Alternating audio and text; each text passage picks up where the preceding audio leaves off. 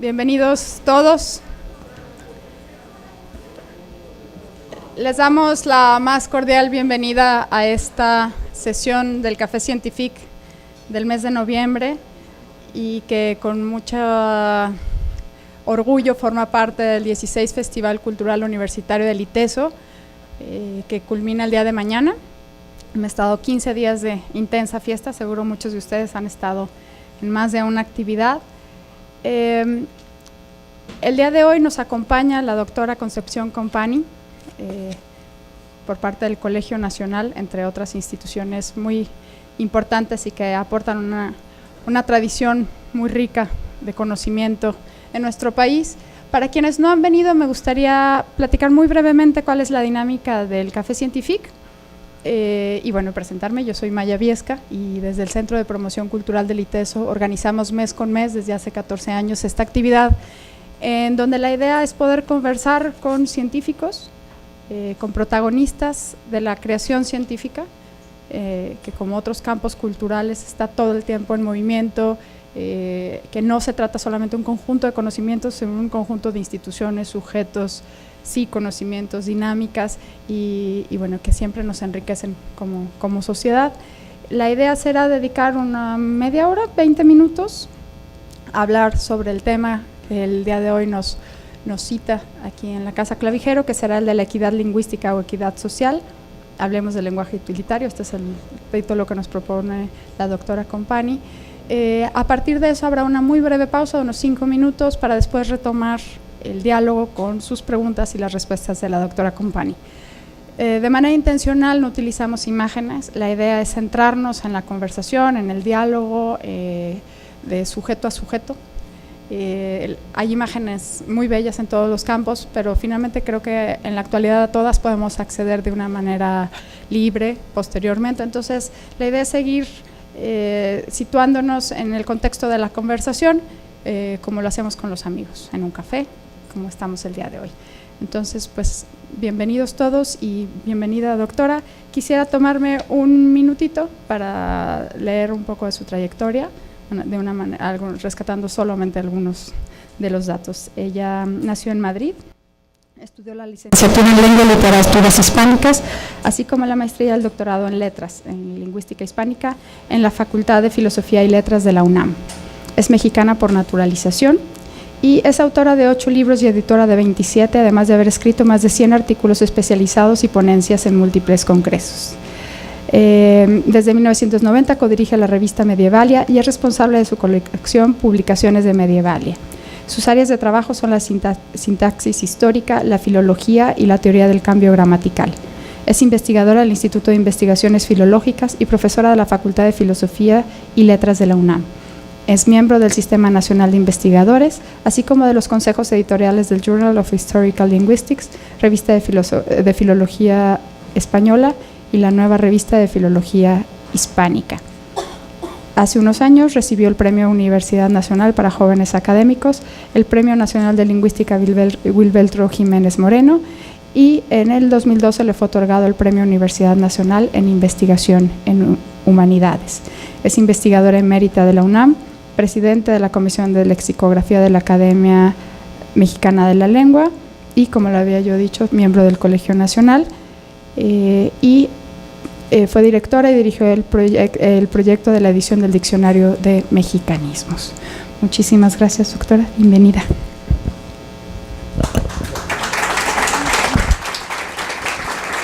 Muchísimas gracias. Para mí es un gran honor estar en el ITESO. Es la primera vez que estoy, probablemente, ojalá no sea la primera ni la última.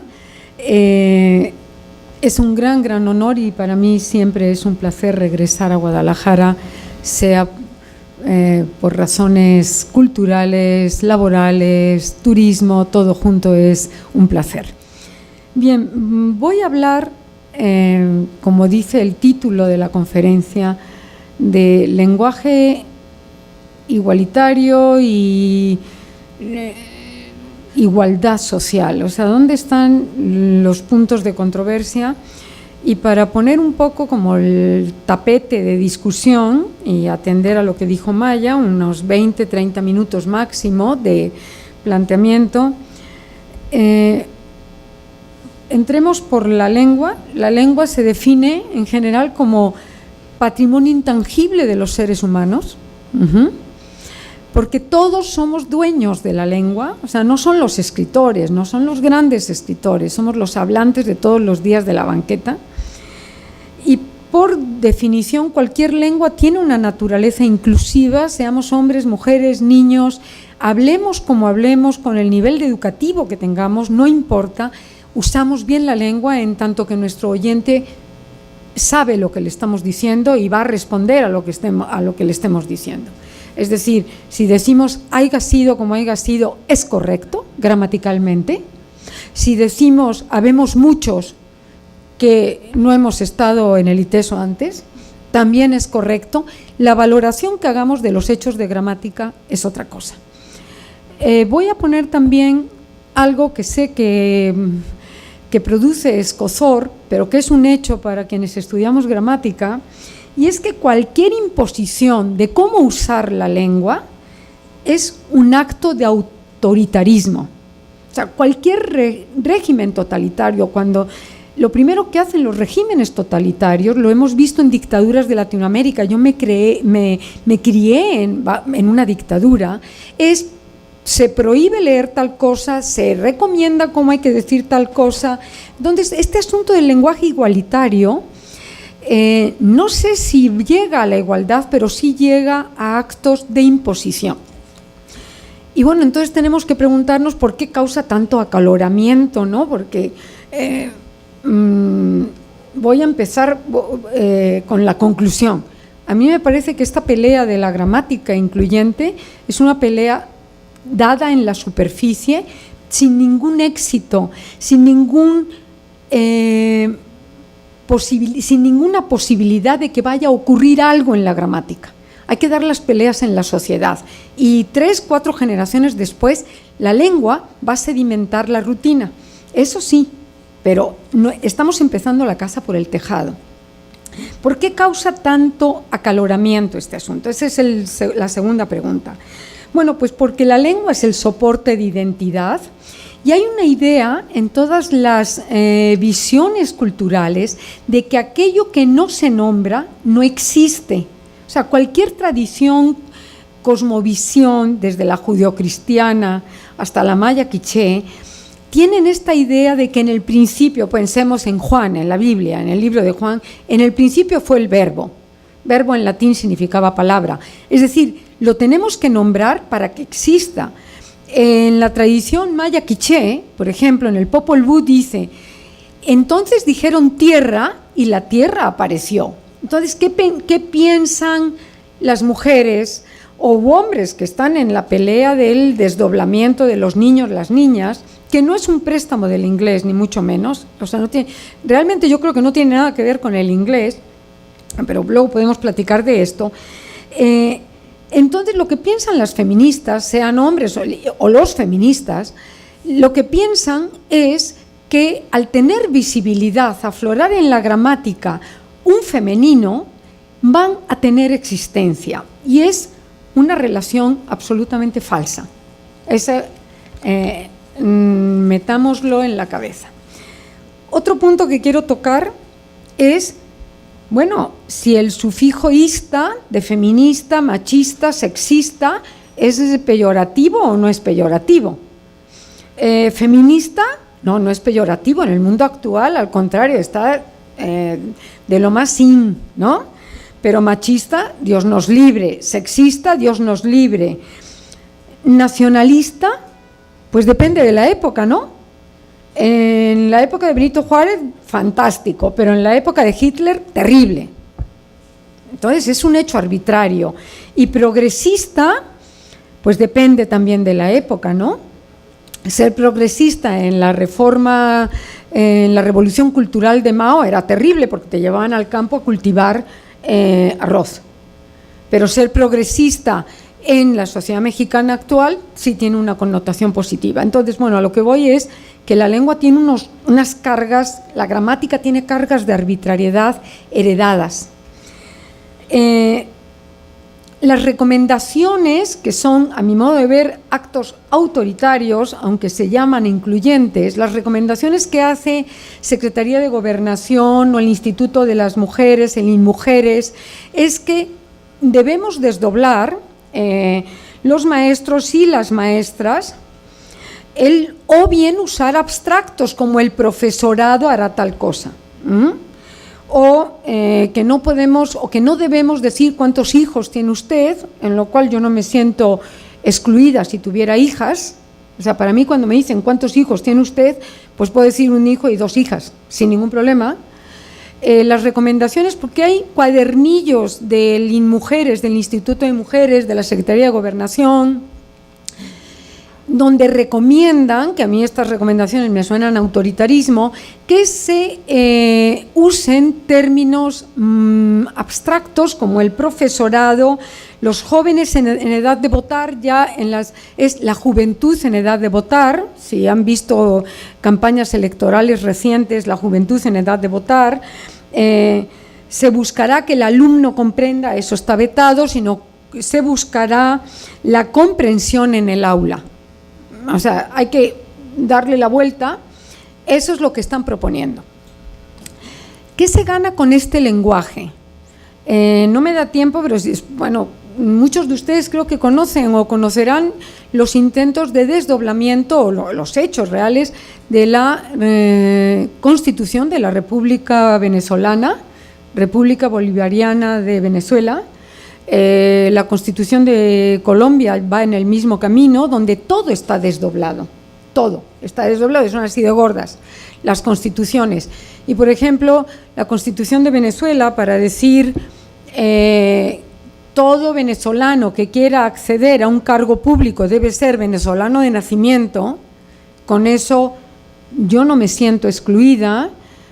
Si yo digo el perro es el mejor amigo del hombre, tiene una capacidad de generalización altísima, es perro, sea cual sea la raza, la especie, etcétera, y el hombre, sea cual sea su condición social, sus preferencias sexuales, su sexo, el perro es el mejor amigo del hombre. Es decir, las imposiciones del lenguaje igualitario están impidiendo los usos genéricos de este tipo. Del hombre es el mejor amigo, el perro es el mejor amigo del hombre, y entonces yo de broma digo, el perro y la perra son el mejor amigo y la mejor amiga del hombre y la mujer, pero queda una carga de ambigüedad porque no sé cuál va con cuál, entonces tengo que decir por igual y respectivamente, y entonces, bueno, como ven, esto es un problema. ¿Qué se gana con el lenguaje incluyente? Yo creo que nada, pero sí hay un hecho de discriminación contra la mujer, eso sí. También estas escrituraciones, otro punto, se gana igualdad escribiendo queridas con arroba, que no sé ni cómo se pronuncia porque es impronunciable. Se gana igualdad poniendo querido con X. Se gana igualdad poniendo querides todes. Bueno, usar la arroba y usar la X, desde el punto de vista gramatical de alguien que se dedica, que es obrero de la lengua como yo, es absolutamente discriminatorio. De las 6.100 lenguas que se hablan en el mundo, menos del 10% han generado sistemas de escritura. Viven en la oralidad las comunidades lingüísticas.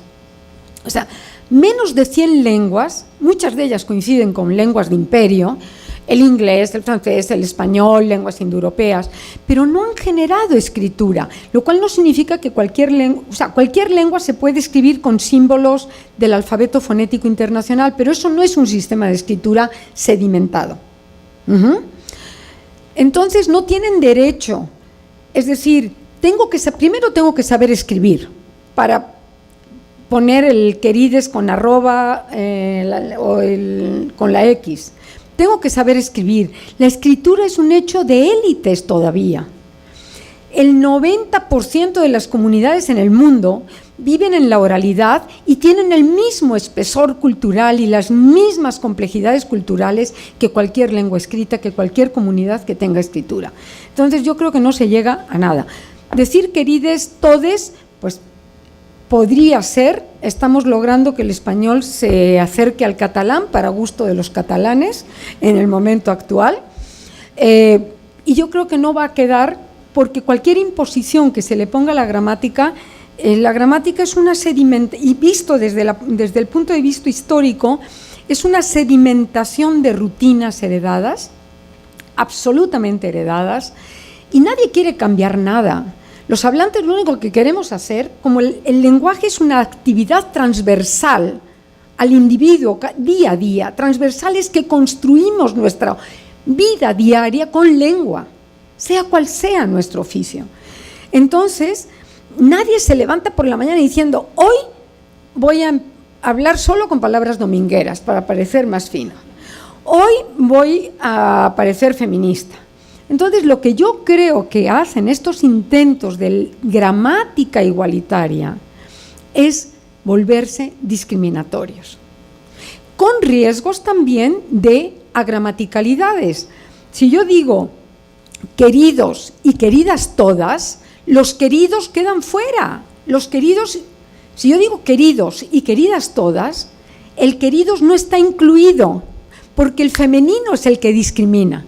El femenino es el que saca al masculino, el masculino encubre al femenino. Si yo digo queridos todos, pues sean hombres, mujeres, sean cuales sean sus características y preferencias, están todos incluidos. Pero lo que ocurre con estos intentos de desdoblamiento es que muchas veces producen resultados agramaticales. Y no solo agramaticales, sino excluyentes.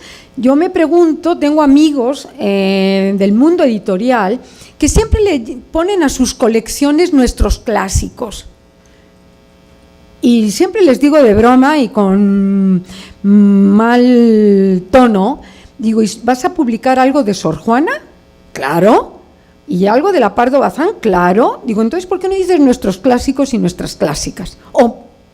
Yo quiero estar por delante, nuestras clásicas y nuestros clásicos. Y me dicen, Concepción, es que eso no es marketing, eso no vende. Bueno, entonces pongámonos de acuerdo, ¿no? Es decir, la gramática es un hecho igualitario, nosotros somos dueños de la gramática, es un hecho absolutamente arbitrario. Arbitrario significa que lo hemos heredado y que no hay ninguna relación entre sexo y lengua. Ninguna, excepto en una zona muy delgada, que es la de los animados como oso, osa, perro, perra, gato, gata. Es una zona que no llega ni al 3% de elementos nominales del español. También debo decirles que es totalmente arbitrario. Tan arbitrario es que el arte, la palabra arte en singular es el arte y en plural son las artes. Es absolutamente arbitrario, o sea, es una convención de 2000 años de sedimentación histórica sin ninguna resultado. O sea, tendríamos que alterar la esencia de la arbitrariedad y de la sedimentación histórica. También quiero poner en el tapete que la relación entre equidad y género es absolutamente falsa.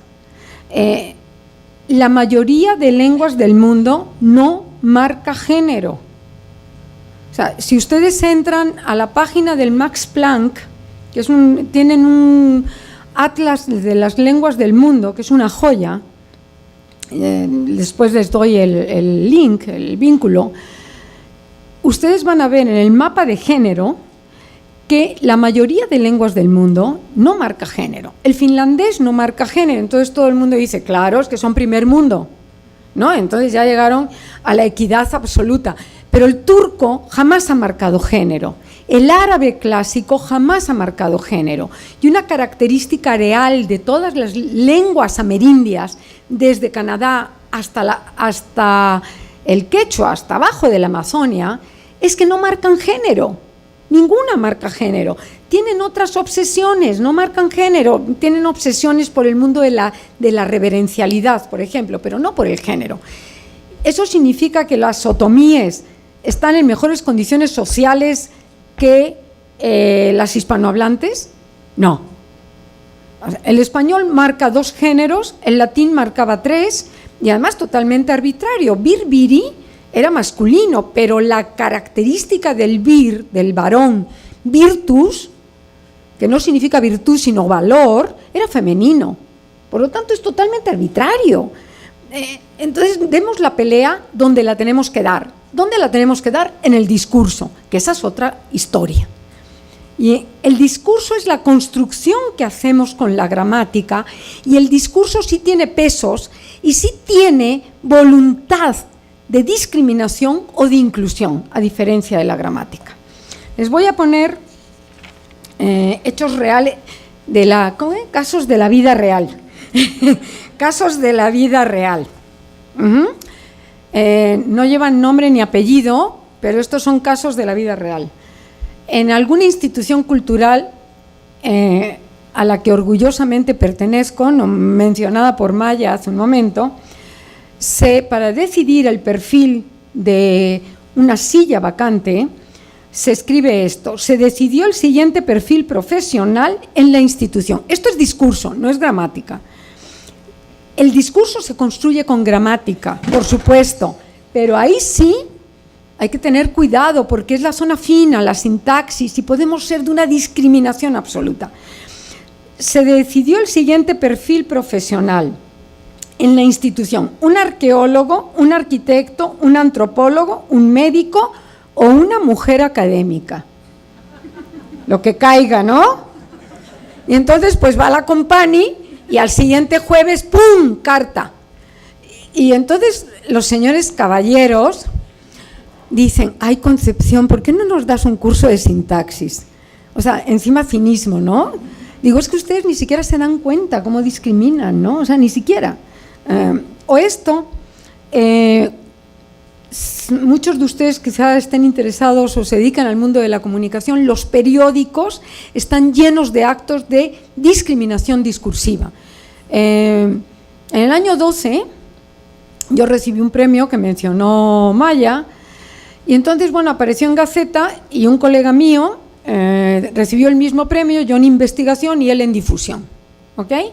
No voy a hablar de los esfuerzos de una cosa y otra, no quiero mencionar eso, pero para el caballero, la redacción, y esta suele ser la redacción normal de los periódicos, Juan, pongo Juan, no se llamaba Juan, no se llama Juan, Juan fue reconocido, o sea, Juan en la cabeza, que es una zona discursiva de prominencia cognitiva, así se llama en sintaxis. Las cabezas de oración, los inicios de oración, tienen prominencia discursiva y cognitiva.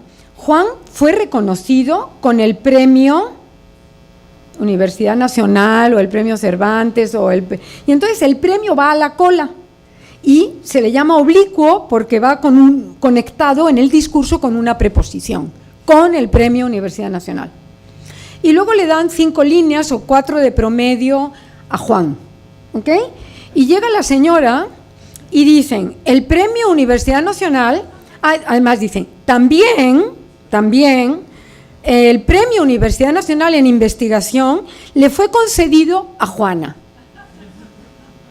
¿Cómo? O sea, la Juana está en la cola y el Juan está en la cabeza. O sea, la Juana está como oblicua a Juana. Y no solo eso, sino que además de las 4 líneas que le conceden a Juan, a la pobre Juana dicen: Juana es mexicana por naturalización, bueno, le concedemos que es un premio de casa y queremos incluirla. Juana está casada con un mexicano y tiene 2 hijos. Señores, eso es cierto. Escribí una carta que ardía Troya, que salía fuego de la carta.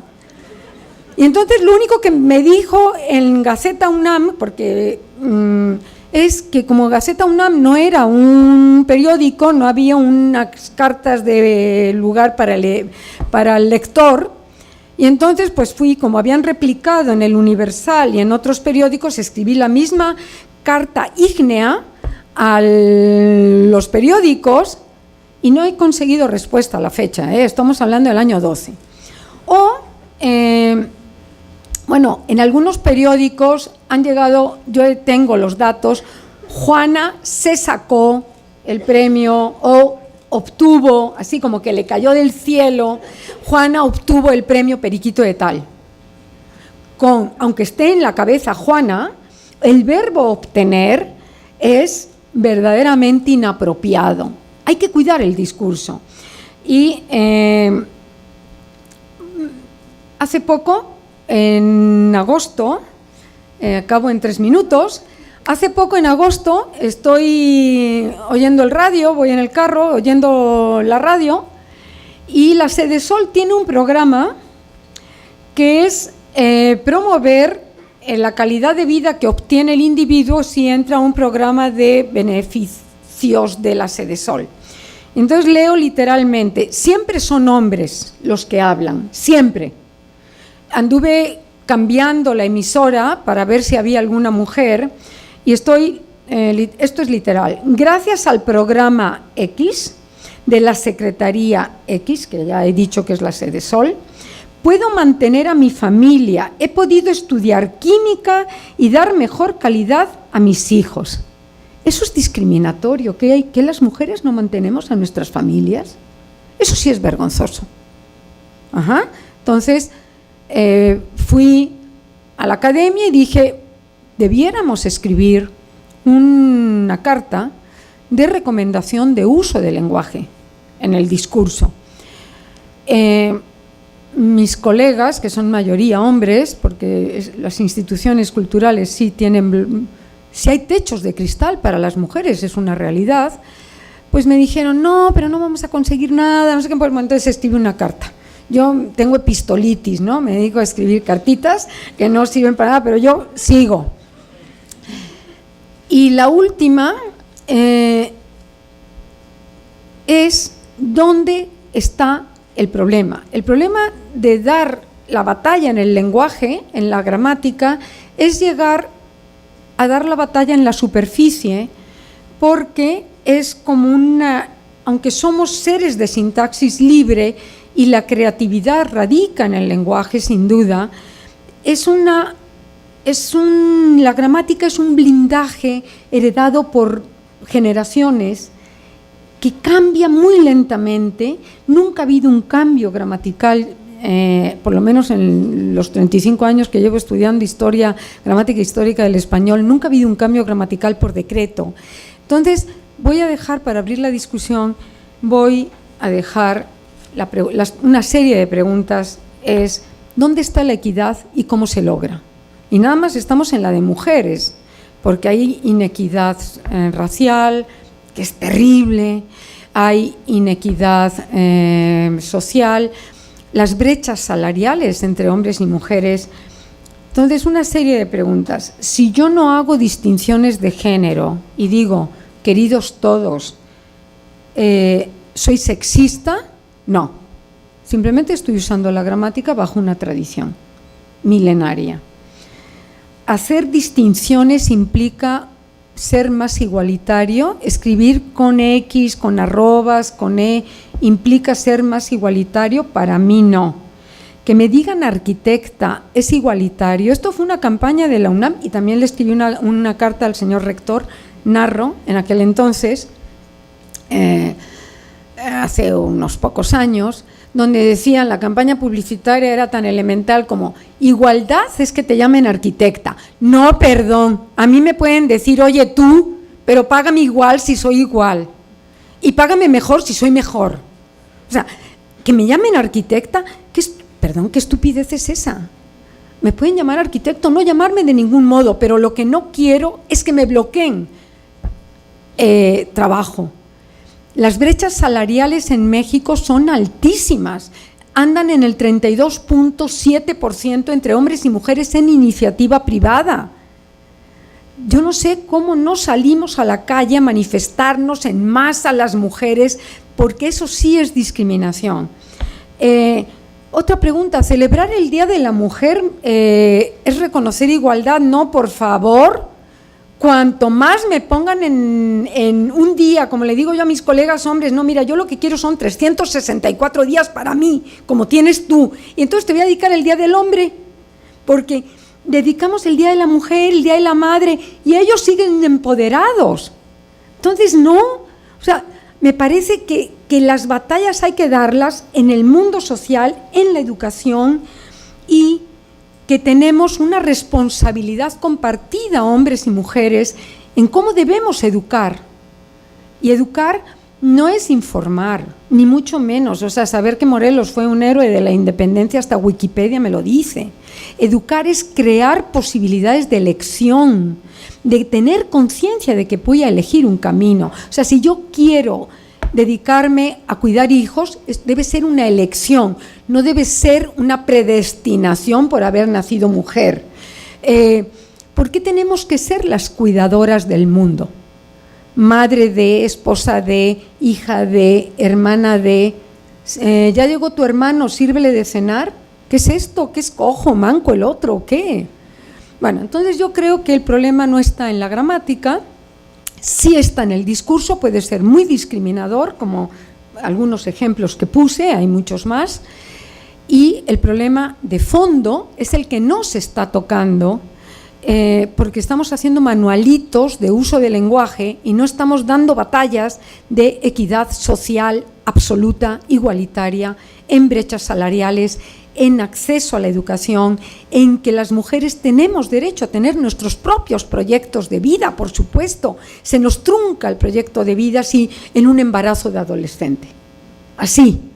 Y entonces ahí no hay campañas de gobierno, no hay nada, no hay cuadernitos, no hay educación en salud, pero estamos haciendo cuadernitos de gramática y bueno, y ahí dejo el problema.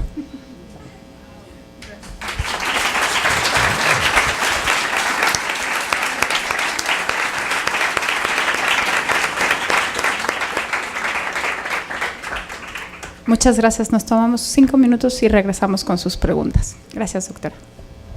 Mientras vuelven a sus lugares, les recuerdo que todas estas sesiones se graban y no solamente eso, sino que actualmente estamos transmitiendo vía streaming. Seguramente hay gente que no pudo llegar físicamente aquí, pero que nos está siguiendo. Entonces es muy importante que todas las preguntas las hagamos a micrófono para que se pueda escuchar. Por un lado, por otro lado también eso nos ayuda muchísimo a mantener el orden en las preguntas. Aunque ustedes no lo crean, sí, ven mis compañeros, Ariel está acá atrás, Sandy está por acá, ellos están llevando una lista de quién va levantando la mano y aunque se hagan a veces largas el momento para que les llegue el micrófono llega, entonces no se preocupen. Y pues, ¿quién es el primero que quiera preguntar?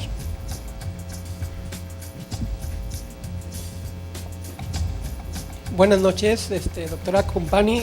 Quería comentarle que en los últimos días he visto en relación a este tema lo que está ocurriendo en Argentina, que hay sobre todo en los estudiantes, hay mucho, y sobre todo en las jóvenes, están defendiendo a ultranza el uso de les estudiantes, les para todo, ¿no?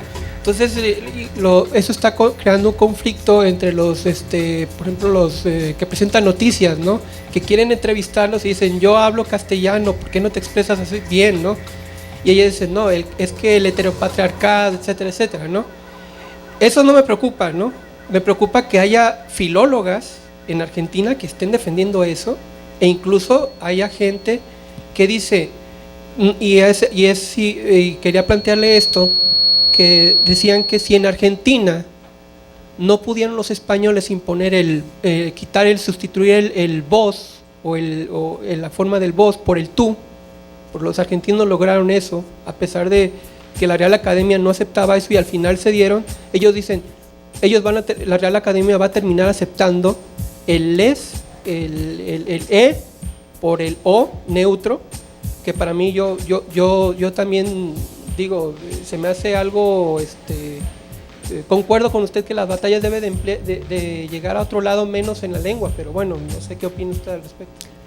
Mire, bueno, primero es que por supuesto respeto las decisiones que haga cualquier comunidad de hablantes, pero los resultados a la larga de esa decisión son mínimos, por no decir nulos, para que quedara una terminación. Primero, porque su pregunta tiene dos partes y las dos son importantes. Uno es, ¿qué se hace con ese les, todes, somes, incluso cambiando terminaciones de verbo? Eso empezó, hasta donde yo sé, con esta pelea que dieron las mujeres durante unos 3 meses ante el Parlamento en Buenos Aires, promoviendo la ley del aborto, promoviendo que se incluyera la legalización del aborto. No tuvieron éxito y se retiraron. Es decir, para que prospere un cambio lingüístico, tendría que haber una comunidad. Luego viene el problema del vos. Tendría que haber una comunidad, no de unas cuantas filólogas, ni de unos cuantos argentinos, ni de unos cuantos mexicanos, sino tendría que haber una comunidad de 400 millones, somos como 420 millones de hispanohablantes en este momento. No estoy contando los hispanohablantes de Estados Unidos, algunos de los cuales son nativos, emigrados, y otros son hispanohablantes en segunda generación que tienen el español como lengua de casa, de hogar. Bueno, hispanohablantes no migrantes somos como 420 millones según el último censo completo que anda a fines del 2013. Seguramente somos unos pocos más ya. Tendría que haber 420 millones de hispanohablantes, todos empeñados en enseñarles a sus hijos terminaciones en E, cuyos hijos a su vez le enseñaran a los nietos terminaciones en E, y sin ninguna garantía de que aquello fuera a sedimentarse en la lengua. Es decir, las filólogas están en su derecho, como las economistas, quien sea, cualquier profesión, están en su derecho de hablar con E, pero mi planteamiento no es si está en derecho, claro, pues somos seres de sintaxis libre, sino si eso tiene efectos en la gramática, y no tiene efectos en la gramática. El vos es distinto, el vos nunca dejó de usarse, nada más que estaba desprestigiado, nunca dejó de usarse. O sea, usted entra a los archivos y ve documentaciones de documentos del 16, 17, y siempre se usó vos en Argentina, en Chile, en Uruguay. Hay que decir que el voseo, en todos los países de América hay voseo, como lo hay en México, en Campeche, en Tabasco y en Chiapas, sobre todo, aunque ellos digan, no, yo no voseo. Como no, claro que vocean, nada más hay que oírlos. Entonces, el voseo nunca dejó de usarse. Es una retención, así se llama, una retención desde el español medieval que adquiere un uso estigmatizado, mal valorado en el español americano. Por ejemplo, recuerdo un texto de la zona del norte de Argentina, donde dice el declarante, que por cierto, en los textos antiguos hay testigas, hay declarantas, o sea que no hay nada nuevo bajo el sol, o sea, en los textos de archivo. Dice, hablándome de vos como si fuera su negro o su criado. Y ahora, después, prácticamente, ¿cuánto se revitalizó el vos en Argentina? Es que es muy distinto. El les es una creación, es imponer una creación. Y lo otro es una retención que cambia de estatus social. Después de la dictadura de los militares, en los años 70, en Argentina, surge el vos, pero así hace eclosión en todos los niveles, porque es un vos identitario, es un vos de argentinidad. El vos siempre, o sea, si ustedes ven las cartas de Cortázar, siempre usó el vos en sus cartas con sus amigos, el epistolario de Cortázar, que es muy interesante. Entonces son dos cosas distintas. O sea, la Real Academia lo único que hace, vamos a ver, ¿qué hacemos las academias? Las academias solo describimos lo que ya pasó. Podemos hacer recomendaciones diciendo, si usted dice aiga, lo van a tachar de como ineducado, pero aiga tiene gramaticalmente la misma esencia que tenga, que haga. O sea, son formas gramaticales correctas, sin ningún problema, pero tienen valoraciones negativas. Entonces, bueno, el caso de Voss es una retención que cambió de estatus social y ahora llega uno a Buenos Aires y el mesero dice, ¿qué querés? Y entonces, bueno, a mí me dan ganas de decir que me hable de usted. Es como si un mesero aquí en México me dice, ¿qué quieres? Entonces, dado que somos un repositorio de rutinas, si a mí alguien desconocido me habla de tú, en México, hago así, ¿no? Y sobre todo si en ese desconocimiento hay una jerarquía social, que la jerarquía social es el cliente que paga y el mesero, que tiene todo el derecho, que hace un trabajo por dar un servicio. Si el mesero me dice, ¿qué quieres?, la mayoría de ustedes seguramente en su fuero interno piensan que me hable de usted. Pues los argentinos de Buenos Aires que tienen ese voceo de identitario, sobre todo en Buenos Aires, no ocurre en Mendoza, no ocurre en Cuyo, en el norte de esa manera. ¿Qué querés? Y dan ganas de decir que no me vocee. Pero bueno, son dos hechos distintos. El del les requeriría generaciones de uso en para que quede.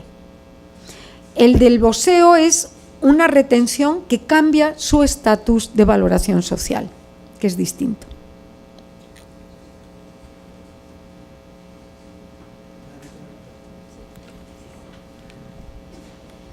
Doctora, muy interesante su tema. Me parece que así como hay una discriminación hacia la mujer, también la puede haber hacia el hombre en determinados temas, como por ejemplo la crianza. Sí. Se me hace que en este sentido podríamos incluir gramaticalmente más al hombre, porque ya se está dando esta conducta en la sociedad. Hablar de lengua materna se me hace un poco como quitar el rol que está teniendo ya el hombre cada vez más en casa. Hablar, por ejemplo, y esto creo que sería algo muy bueno que lo tratase organizaciones, no sé, como la ONU, este tipo de organizaciones. La tasa de mortalidad siempre se estima en la maternidad, pero el rol clásico del hombre de ser proveedor no se lleva ninguna estadística. Entonces es algo como, ok, bien, vamos a replantearlo, sí, pero desde ambas situaciones. Hablaba sobre la brecha salarial. Hay un oficio muy específico en donde la mujer gana 70% más que el hombre. ¿En dónde? El modelaje. Ah, bueno. Sí, y afines. Entonces, si hay, por ejemplo, si queremos hablar de igualdades salariales, pues habría que tomar todo un contexto, no nada más una brecha hacia un sentido, creo yo. Bueno, está tocando un tema interesante y complejo, y es que hay que ser incluyentes también para los hombres. O sea, por supuesto, hablar de lengua materna, eso significa que ha habido una sociedad patriarcal donde los hombres han salido fuera de las casas. Hay estudios sociolingüísticos donde son los hombres los que hacen innovaciones lingüísticas y no las mujeres, porque los hombres salen de la casa a buscar trabajo fuera y traen nuevas palabras y traen nuevos usos, y la mujer es la que se queda cuidando hijos hasta hace poco. Ajá. Por eso se llama lengua materna, porque los hombres eran los proveedores y tenían que salir de su casa.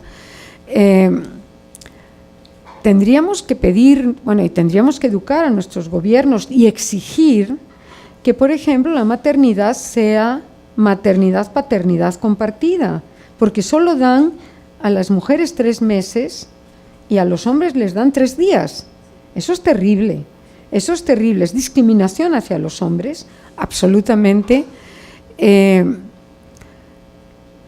haya oficios como el del modelaje, donde la brecha salarial es favorable a la mujer, pues probablemente es de un oficio, ¿no? Es microcosmos, porque lo cierto es que en la iniciativa privada la Corte emitió, o sea, tiene usted razón, puede haber unos microcosmos donde sea al revés la brecha. Estoy totalmente de acuerdo con usted en que debe ser incluido el hombre en la corresponsabilidad, y cuando eso ocurra, la lengua se va a dejar de llamar lengua materna. O sea, no al primer hombre que incluyan, sino después de un siglo de que el hombre corresponsabilice la crianza, el cuidado, las mujeres estemos involucradas en el mismo rol proveedor, entonces probablemente deje de llamarse lengua materna y se vuelva lengua nativa nada más. O lengua de crianza. Lo que sí es un hecho es que en las brechas salariales no solo es una brecha salarial muy alta la que hay en México, sino que hay además unas exigencias. La iniciativa privada, la Suprema Corte de Justicia emitió una recomendación que se volvió ley hace unos 3-4 meses, porque en oficios, ciertas búsquedas de gerencias en las zonas hoteleras, costeras, esto fue una querella en una zona de la Riviera Maya, donde dicen se necesita gerencia, puesto de gerencia, se requiere maestría en tal o cual, con experiencia de tantos años, punto, mujeres buena presencia. Eso es real, ¿eh? Mujeres buena presencia. Y los hombres pueden ser gordos, bajos, flacos, calvos, greñudos. A ellos nunca se les pide ningún requisito físico. No tengo nada contra los calvos, ni contra los gordos, ni contra nada más, que a los hombres no se les pide un requisito físico. Eso es una discriminación terrible. Y una de estas mujeres que se entrevistó para uno de estos puestos se querelló, prosperó la querella, y bueno, la Suprema Corte ahora lo que ha prohibido que para cualquier cargo se le diga a las mujeres, primero ya no se les está prohibido poner o pedir o decirle usted está casada o usted piensa tener hijos, que era algo muy común en entrevistas antes, era terrible. Ya está prohibido o recomiendan no poner en el currículum el estado civil, no hay por qué preguntarlo, tampoco la edad. Y en lo de mujeres buena presencia pues está prohibido, lo cual no significa que los empresarios no hagan las elecciones que quieran hacer. Estoy totalmente de acuerdo con usted, y la lengua materna se va a dejar de llamar lengua materna cuando sean corresponsabilidades que están empezando a darse, pero yo creo que en México por lo menos estamos bastante lejos de que eso ocurra. Tendríamos que tener un gobierno que dé incapacidad, llamémoslo así, incapacidad de paternidad. No en todos los países se llama incapacidad, porque es un término que en otros países de como incapacidad, ¿no? O sea, pero bueno, licencia de maternidad y de paternidad por igual, 6 meses al hombre, 6 meses a la mujer, o 1 año, como ocurre en países nórdicos. Los países con menor brecha salarial son países nórdicos, Suecia, Noruega y Finlandia. Dinamarca está bastante abajo en la brecha, y no hay brecha salarial porque llevan con una política de integración de hombres y mujeres y educando en la igualdad, pero llevan así desde el siglo XIX. Entonces, bueno, tendríamos mucho que aprender de eso, y un programa gubernamental que diera licencia de paternidad ayudaría muchísimo a la igualdad. Y además, bueno, hay que educar a los hombres y a las mujeres en la igualdad, por supuesto.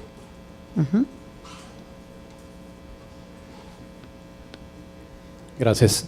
Por acá, doctora. Mi intervención va a ser para dar un agradecimiento y hacer una invitación. El agradecimiento es para usted en relación a ese coraje y valentía que ha tenido de escribir todas esas cartas, que yo creo, estoy convencido, sí sirven y sirven de mucho. Se lo agradezco. Y la invitación es para el resto de nosotros que estamos aquí el día de hoy, y que creo yo, estoy convencido que muchos concordamos con la propuesta y la posición de la doctora, en el sentido de que es con la participación, la acción ciudadana, como vamos a hacer y buscar y encontrar eventualmente la igualdad, la equidad de género.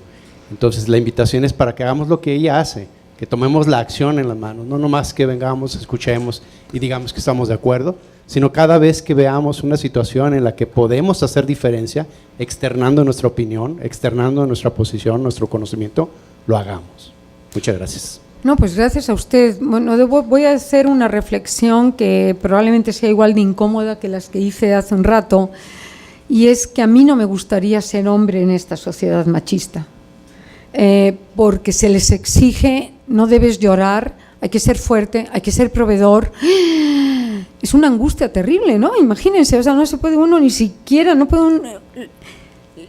Tienen muchas ventajas, por supuesto, pero tienen unos niveles de exigencia. En una sociedad machista, ser hombre es un nivel de exigencia.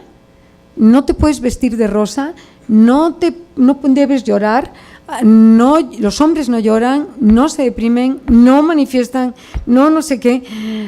Dios mío, es que debemos educar en la igualdad, ¿no? Vamos bien, pero el vamos bien solo va para una franja, como indicaba. Hace poco organicé en el Colegio Nacional unas jornadas en febrero de este año, Sociedad y Mujer, coorganicé, y los datos que daban sobre cuáles son los roles de imposición de ser hombre en una sociedad patriarcal, machista, es terrible. Claro, también tienen posibilidades de elección que nosotros, o sea, se pueden casar con una más tonta, menos rica, más, o sea, tienen unas posibilidades de elección que nosotras no tenemos, o emparejarse, digamos, él puede tener 80 años y se puede emparejar con una de 40, también lo puede hacer una mujer, pero las críticas pueden ser terribles. Entonces, ser hombre en una sociedad machista tiene grandes restricciones, y bueno, no sé si, yo creo que no me gustaría, y también creo que prefiero a un misógino que a un machista. A un misógino me cuido de él porque sé que odia profundamente intentos de equidad o intentos de igualdad, o sea, de él me cuido, pero de un macho amoroso, ese es terrible, ¿no? Los machos amorosos son terribles, se lo digo a mis amigos, digo, tú eres un machín amoroso, digo, y esos son los peores, porque no los ves venir y no te cuidas, y entonces, bueno, es una pelea que tenemos que dar las mujeres por la igualdad, sin duda.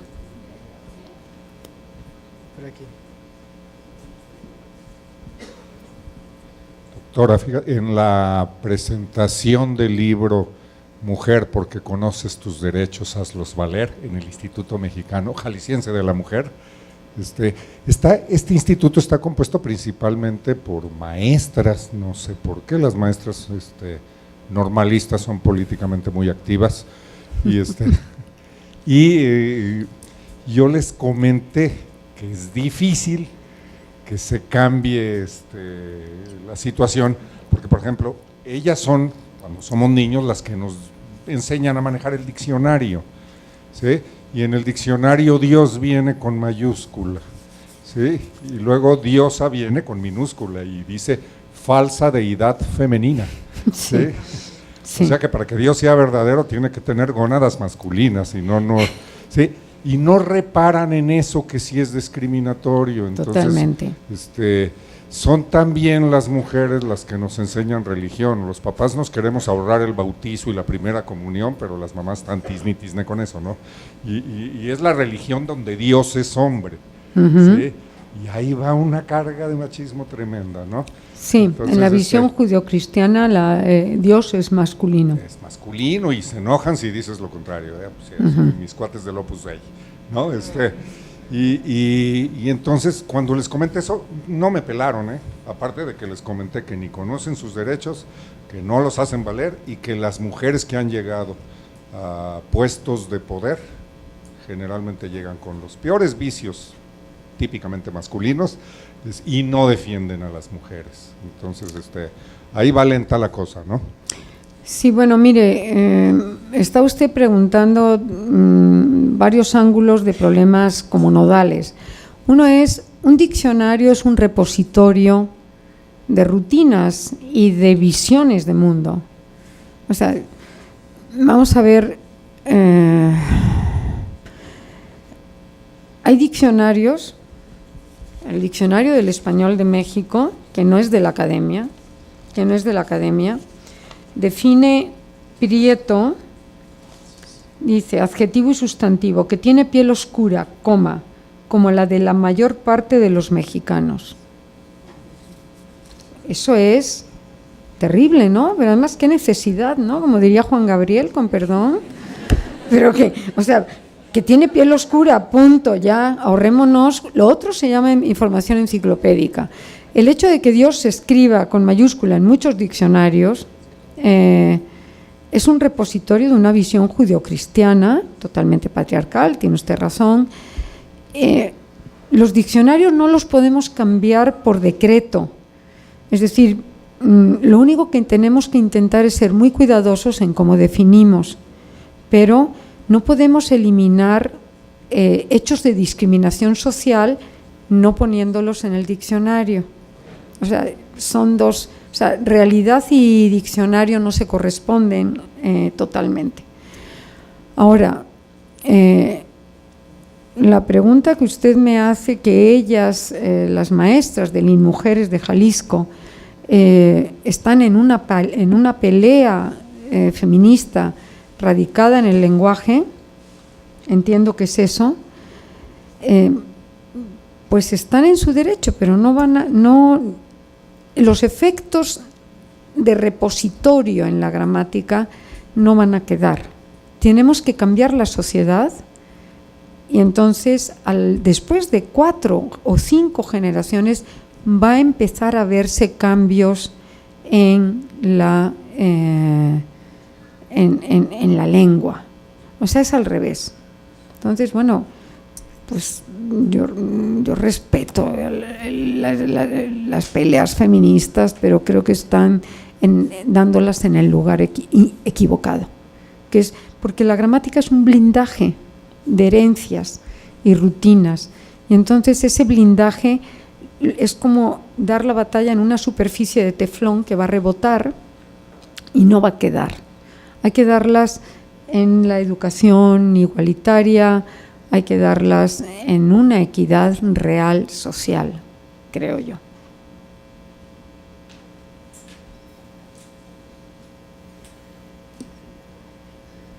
Hola, mi duda o explicación que yo buscaba de usted, porque quiero solidificar mi conocimiento respecto a la lengua, también estoy muy interesada en eso. ¿Qué está pasando o qué opina usted de lo que Carmen Calvo pidió respecto a la Constitución y que hicieron una revisión, la RAI hicieron una revisión respecto a hacer esta Constitución más incluyente? Porque estoy de acuerdo con lo que usted dice, pero quiero estructurarlo mejor.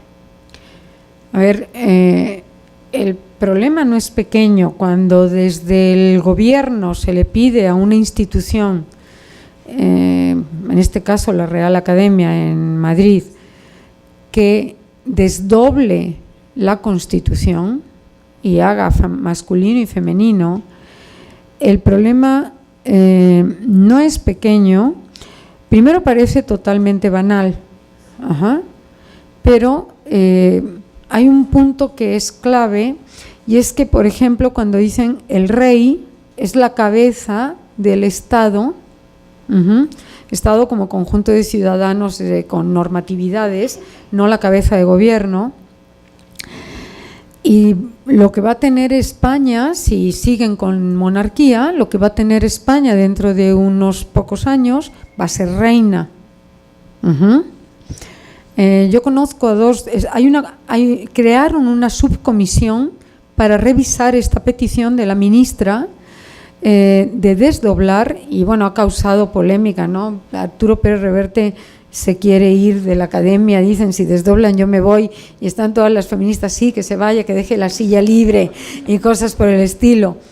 Pero el problema es cómo dar representación a un hecho de gobierno que es inminente, y además que sea totalmente parejo e igualitario.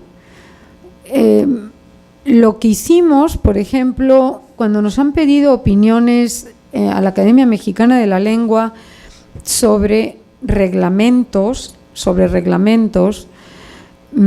lo que hemos intentado, y se lo comentaba yo a Ignacio Bosque y a Inés Fernández Ordóñez, que son dos de los miembros que están en esta comisión de revisión de la Constitución, y lo van a llevar al Pleno y van a ver qué hacen, porque es un asunto delicado. Lo que hemos hecho en la Academia Mexicana de la Lengua, cuando hemos tenido que revisar reglamentos, hace poco revisamos reglamentos del Colegio de México, que no es el Colegio Nacional, es el Colmex, el que está ahí al pie de la Jusco. Decidimos la persona al cargo de la presidencia o en el cargo de presidencia, para no poner el presidente o la presidenta, para no poner coordinador o coordinadora. Pusimos, que es un giro un poco forzado para los mecanismos de la lengua española, pero es aparentemente satisfactorio, que es usar la presidencia, es decir, la presidencia decidirá tal cosa. Es un poco falso porque la presidencia no tiene capacidad de decisión, es un cargo. Quienes tienen capacidades de decisión son las personas que están al frente de los cargos. Entonces, comentaba yo con Ignacio, digo, pues es que, dice, no podemos poner la monarquía. Digo, claro que no, porque la monarquía es como una institución, no, la monarquía decidirá tal cosa, no, la monarquía no decide nada, el que decide es el que representa la cabeza de la monarquía, el rey o la reina, y no quieren desdoblar. Entonces le dije, mira, nosotros en México, en un nivel mucho menor, porque todavía no se ha hecho ninguna petición, a diferencia de Colombia, que están en esa tesitura de desdoblamiento, de desdoblar toda la Constitución también, no son solo los venezolanos. Lo que hicimos para reglamentos institucionales es la persona al frente de la presidencia tendrá la capacidad de hacer tal o cual, y pusimos persona, que es femenino en su terminación, pero puede tener referentes masculinos, femeninos, sin ningún problema, que es forzar un poco la sintaxis del español, pero es hacer incluyente el reglamento. Desdoblar, yo traigo aquí, desdoblar es un efecto, cuando yo me pregunto quién gana con el desdoblamiento, las imprentas ganan un montón, porque los libros se vuelven triplemente gordos. Miren, el artículo 41 traía un ejemplito para decir esto de que los venezolanos, y es lo que no quieren hacer los españoles, están en la Academia de Madrid, están, pues ya llevan como, desde que Carmen Calvo hizo esta solicitud, llevan como 4 meses, ¿no? Más o menos, la comisión está ahí peleando, dándole vueltas a cómo ser incluyente sin desdoblar. Ese es el reto. Ser incluyente de alguna manera es opacar las terminaciones en masculino y femenino.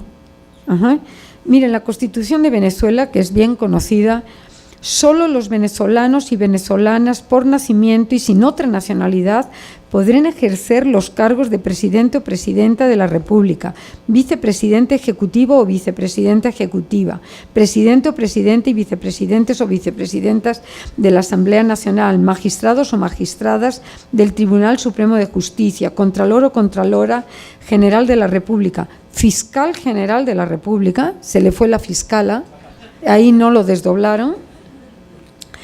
Significa que no está bien valorado todavía fiscala, defensor o defensora. Es el artículo 41 para decir que para cualquier cargo de representación popular tiene que ser venezolano de nacimiento, que eso se soluciona en 2 líneas. Hicieron un artículo que tiene aproximadamente casi 50 líneas, porque fueron desdoblando todos los cargos, ¿no? Alcalde, alcaldesa, todos los cargos. ¿Eso da más igualdad a Venezuela? Pues yo creo que no. ¿Le va a dar más igualdad a España tener una constitución donde estén desdoblados todos los cargos? ¿Va a dar más páginas? ¿Menos gente va a leer la Constitución? Eso es un hecho, ¿eh?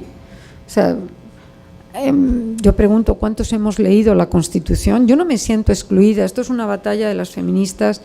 Cuando dicen todo el artículo primero de la Constitución, todo mexicano tiene libre paso por la República, yo no me siento excluida en absoluto. Ellas quieren que se desdoble. Entonces, bueno, es un problema bastante complejo cuando se dice el rey, porque el rey no recubre a la reina. Es un caso único o casi único de oficios donde el masculino no recubre al femenino. Entonces, bueno, lo que hemos hecho en la Academia Mexicana de la Lengua cuando nos han pedido opinión es poner la persona que esté al frente de la presidencia, porque si usted pone la monarquía decidirá, eso es gramaticalmente incorrecto, porque las monarquías no deciden nada, son cargos. Son personas con voluntad y libertad las que pueden decidir. Entonces, ¿qué va a ocurrir con lo de Carmen Calvo? No sabemos, es una orden del gobierno, están revisando, pero parece ser que solo van a modelar o a remodelar las zonas donde los cargos, el masculino no recubre al femenino, que es un caso muy particular el de rey y reina, porque tradicionalmente eran reyes hasta el siglo XIX, donde en los Borbones eran reyes, hasta que en el siglo XIX entró la ley sálica para permitir que Isabel II pudiera ser reina. Entonces, creo que están en ese punto donde van a tocar nada más aquellos masculinos y van a poner la persona que esté al frente del cargo tal. Eso es lo que en ese camino andan, pero no sabemos cuál es el resultado final y cómo lo va a tomar el gobierno, además. Hola, buenas noches. Hace poquito se creó bastante controversia porque fue integrado por la Real Academia la palabra feminazi y pues quería saber qué opina usted al respecto. Me parece, vamos a ver, o sea, lo que hace la Academia es, si se está usando tal término, pues hay que incluirlo.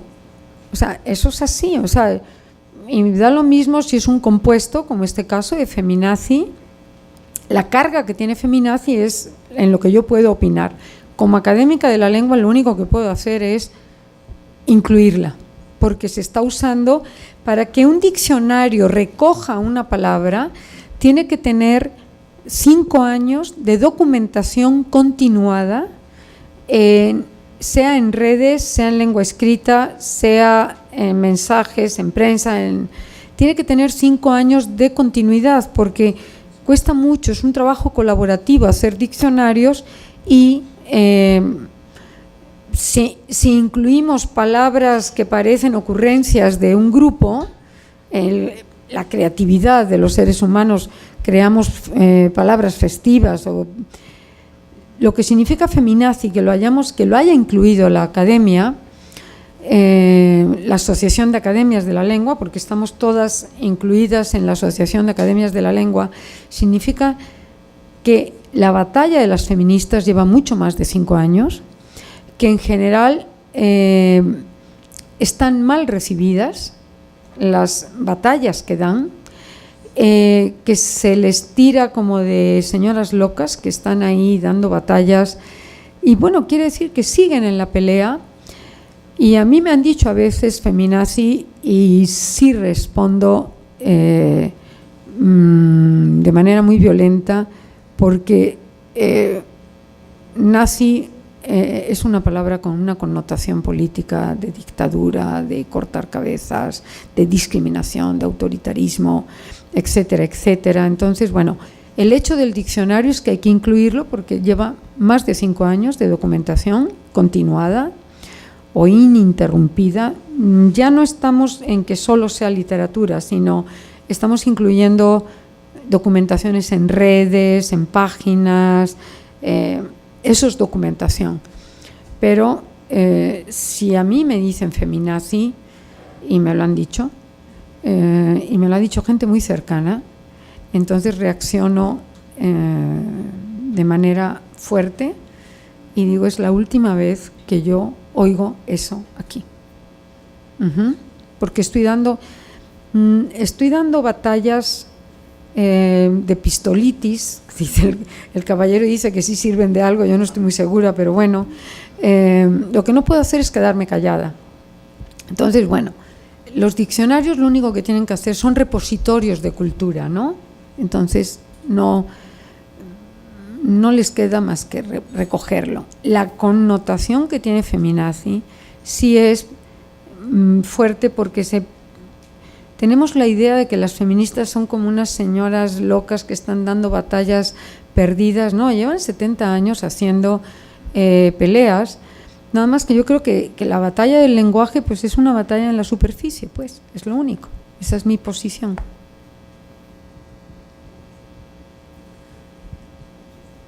Hola, buenas noches. Buenas noches. Muchas gracias por su plática, muy interesante. Y bueno, mi comentario va a que, por ejemplo, usted decía que, bueno, déjela llamar arquitecta o arquitecto, no importa, ¿no? Lo que importa es el discurso. Y bueno, no sé, por lo menos yo soy egresada del ITESO, soy de Ingeniería en Nanotecnología. Ahora estudio una maestría y constantemente en la maestría, no sé si por un cambio de escuela y porque pensamos diferente, entonces constantemente tengo un conflicto, sobre todo con mis compañeras, donde por lo menos yo sufrí micromachismos toda la carrera, donde era como, sí, usted es ingeniera, ¿por qué no tiene bigote? Es como, usted es ingeniera, ¿qué hace en la carrera, no? Usted le doy 3 semestres y pues toma la que la terminé, ¿no? Y todos era como de, no creía que la terminaras. Y ahora en la maestría es como con mis compañeras, que también son ingenieras, para ellas son pero somos ingenieros, tú eres ingeniero en, y yo, por lo menos yo no quiero seguir, porque mi trabajo me costó llegar al título, ¿no? Entonces por lo menos quiero que se me conozca como ingeniera en nanotecnología.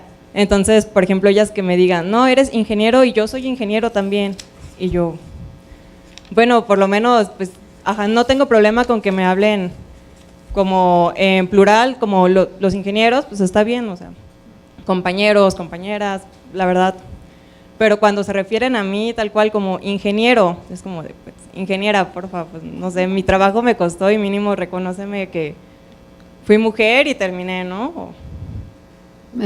O bueno, pudo haber sido. Yo le respeto, yo le respeto que usted quiera ser llamada ingeniera, pero mi pelea está en que me contraten igual, en condiciones de igualdad.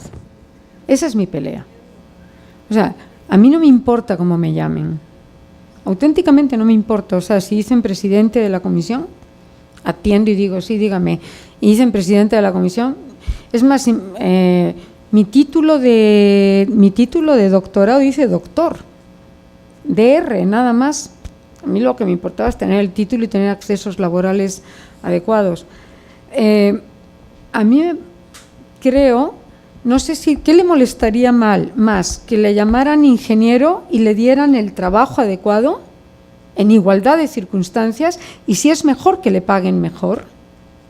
¿O que la llamen ingeniera y la tengan con un techo de cristal donde la brecha salarial es muy alta y después los techos de cristal en México andan justo cuando coincide con la edad reproductiva de las mujeres, que es lo que está diciendo la señora? a los 32 años, los puestos gerenciales en iniciativa privada se concentran fundamentalmente en hombres. Justo 30-32, cuando las mujeres decidimos, por lo menos quienes hemos tenido una cierta escolarización, pensar si queremos tener hijos o no. Entonces, no sé qué le molestaría más. Está bien en dar esa batalla, nada más que yo creo que esa batalla de llamarse ingeniera es una batalla menor contra el hecho de que a usted la excluyan de llegar a los puestos directivos si usted desea llegar a los puestos directivos. Ese es el punto mío. O sea, yo sí quiero ser reconocida en la mesa directiva de la academia. Me da lo mismo si me dicen miembro, presidenta o miembro X, es que me da lo mismo, nada más quiero estar ahí y quiero tomar decisiones y quiero que me paguen igual y quiero que en la UNAM los eméritos, me da lo mismo investigador emérito o investigadora emérita, a mí sí me da lo mismo, lo único que quiero es que mi salario sea el de mérito, porque mi trabajo me costó.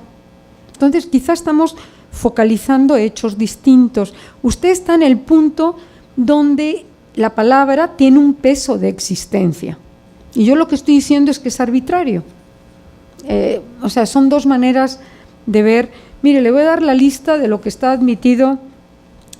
Palabras, es imposible casi librarnos de la historicidad. Yo sé que su batalla es porque ser ingeniero es una carrera de hombres, hasta hace muy poco, y lo sigue siendo. Ajá. Entonces, por ejemplo, médico, médica ya está sin ningún problema, doctor, doctora, pero ingeniero es un privilegio, es un coto de hombres hasta hace poco y por eso está usted dando una batalla para tener visibilidad en ese coto de hombres. Pero es casi imposible, mire, presidente, presidenta, las dos son buenas, comandante, comandanta, las dos son buenas, estudiante, estudianta, gramaticalmente son buenas las dos, pero estudianta no lo quieren y acaba igualito, con el mismo sufijo.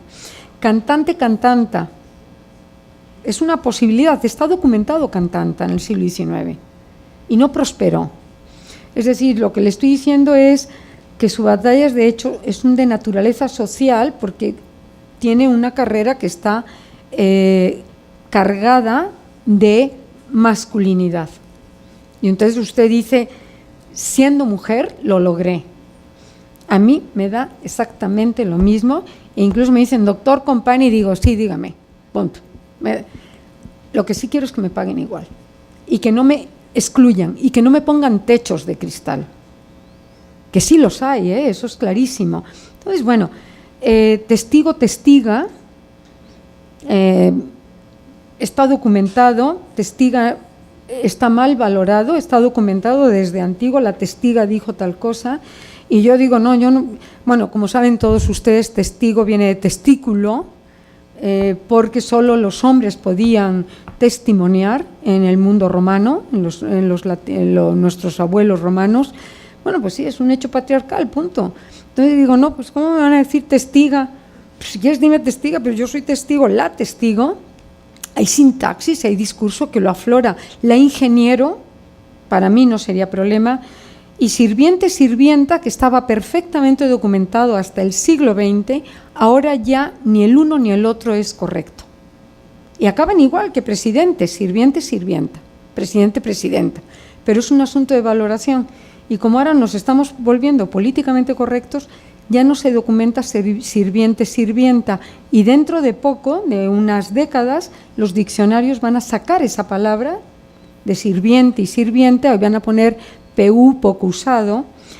Y entonces, bueno, poeta, poetisa, las mujeres poetas, las buenas poetas no se quieren llamar poetisas, porque poetisa suena a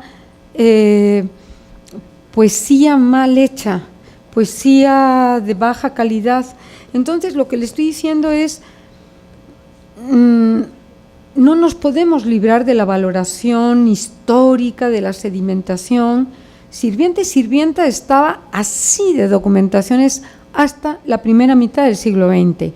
y curiosamente bajan las documentaciones a unos niveles, la persona que me ayuda en casa, la señora que me ayuda en casa, el señor que me ayuda en casa, yo qué sé, ¿no?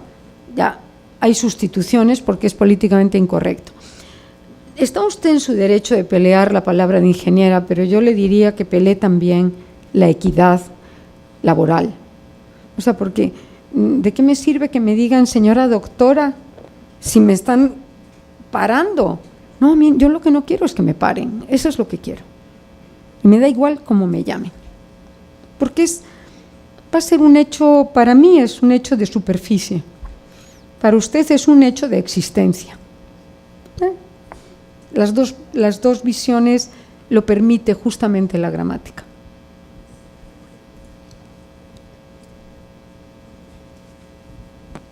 Hola.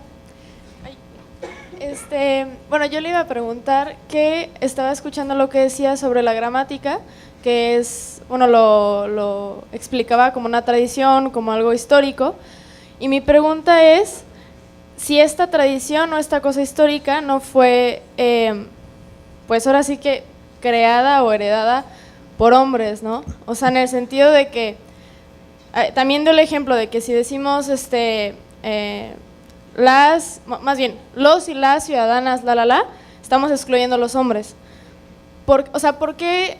No sé si igual es una teoría conspirativa mía, pero ¿por qué lo inclusivo ¿por qué lo masculino tiene que englobar también a lo femenino? Y cuando en algún momento, bueno, que no sucede, pero imaginemos que lo femenino englobara a lo masculino, ¿por qué no se hace tanto ruido? O sea, ¿cuál es? O sea, yo sí siento que tenga un peso o una relación con la realidad, que yo no pueda entrar a un salón y diga, si hay una mayoría de mujeres, bueno, chicas, vamos a hacer esto, brincan los vatos, o sea, y si yo entro, más bien, y si entra mi profesor a mi salón y dice, hola chicos, pues las niñas no decimos nada, porque nos hemos acostumbrado a sentirnos incluidas dentro de lo masculino, ¿no? Y sí creo, o sea, a mí en lo personal sí me gusta desdoblar el lenguaje o hasta incluso hablar en femenino muchas veces, y no por no por imponerme, sino porque es un ejercicio que a mí me gusta y a mí sí me ayuda como a sentirme presente, ¿no? No me interesa que la academia lo reconozca o no. Y al contrario, siento que no está mal esa lucha, sino más bien como enajenarse en querer que la academia reconozca esto, es donde igual y no jala, porque sí. No, o sea, siento que sí, o sea, la academia va a reconocer cosas y hasta cierto punto ahí sí viene una imposición, ¿no? De cómo se debe o cómo se puede hablar, y en el estatus que te sitúa el hablar según la academia y con términos académicos, ¿no? Entonces, nada más. Mire, ¿por qué el masculino recubre al femenino? Eso es un hecho que lleva 7000 años. Hay un libro lindísimo que se llama El vocabulario de las instituciones indoeuropeas. El indoeuropeo es la lengua reconstruida o madre, lengua proto-madre de las actuales lenguas indoeuropeas. Todas las que se hablan en Europa y parte de Asia. El vasco no es indoeuropeo, el finlandés tampoco. Ese libro es de Emil Benveniste, del año, es un libro viejo, del año 56, 55, es un libro hermosísimo. Claramente que el masculino tiene está reflejando, hace 7000 años, está reflejando un hecho patriarcal, totalmente. Eso yo no lo discuto, eso es un hecho histórico que es así. Que actualmente el masculino sea patriarcal, no es así. El masculino es, como bien sabemos, archidicho, es el que recubre el indiferente. Si usted dice cuántos hijos tiene, pues yo, si tengo hijas, no excluyo a las hijas. Y yo lo he dicho 1000 veces, si queremos empoderarnos, hablemos solo en femenino. Los hombres van a quedar excluidos. O sea, queridos y queridas todas, los queridos no existen. O sea, así es. Y estoy en un grupo de mujeres y hay 2 hombres y digo, chicas, vámonos, ellos se van a quedar parados, no se van a ir. Ajá. Es decir, el género que tiene capacidad de exclusión en la lengua española y en todas las lenguas románicas, todas, es el femenino el que excluye. Que el masculino en su origen indoeuropeo, pero estamos hablando de una profundidad histórica de 7000 años. Es un hecho. La misma profundidad histórica tienen las lenguas yutoaztecas y nunca han marcado género y son igualmente patriarcales. Las comunidades nahuas tienen un patriarcalismo impresionante y nunca han marcado género. Entonces, bueno, si usted usa solo femenino, está excluyendo voluntariamente a los hombres. Y adelante, hágalo. Adelante, o sea, pues, empodérense, es lo que quieren las mujeres, pues empodérense. Ahora, ¿quiere incluir al hombre? Entonces tiene que usar más. Lo que nunca va a ocurrir, por lo menos en las condiciones sociales actuales, es que el femenino recubra al masculino. No hay ninguna lengua indoeuropea donde el femenino recubra al masculino, porque en su origen el masculino era el de cobertura, y es por un hecho patriarcal. Entonces, en las condiciones sociales actuales, que el femenino vaya a recubrir al masculino,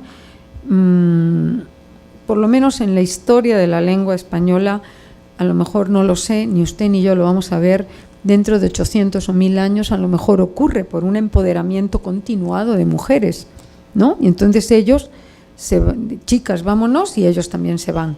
Si yo digo chicas, vámonos, los hombres que están aquí no están invitados a irse conmigo. Así. Entonces, en fin, es volver, que usted se sienta, como la ingeniera, se sienta visible. Claro que es un hecho visible, es un hecho político, de visibilidad política, pero están entrando por una parte de superficie que es como un teflón, que no va a tener resultado. Bueno, mi experiencia de 35, 37 años estudiando historia de la lengua es que no tiene repercusión. Por decreto no ha habido cambios de lenguaje nunca. Los ha habido por cambios sociales. Eso sí los ha habido. Y después llegan a la lengua.